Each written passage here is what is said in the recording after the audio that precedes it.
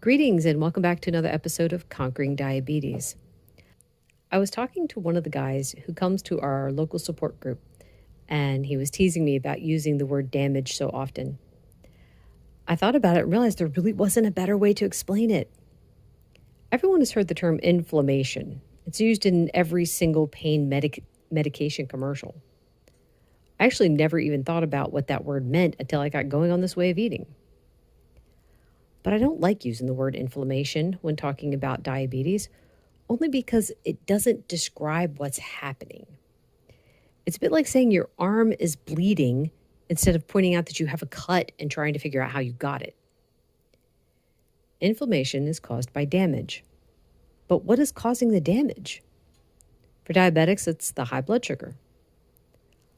High blood sugar is like shards of glass cutting everything it touches. That's not the best analogy, but it works all right. The damage happens to the artery walls, the nerves, eyes, feet, kidneys, heart, etc. The scary thing is that the damage generally isn't felt.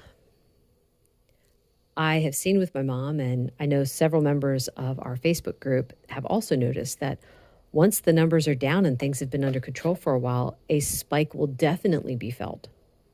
For my mom, it's usually several days of not feeling too good.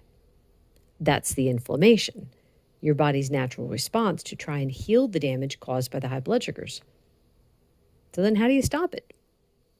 Well, if diabetes is a problem of your system not properly processing glucose, then the solution would be to cut the foods containing glucose.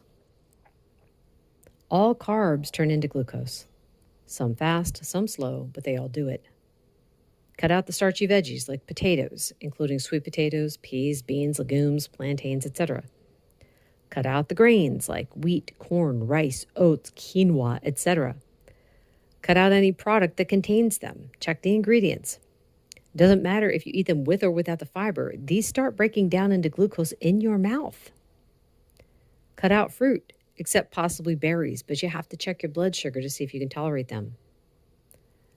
Cut the obvious carbs, like desserts, soda, candy, anything with sugar or a form of sugar. Eat to your meter.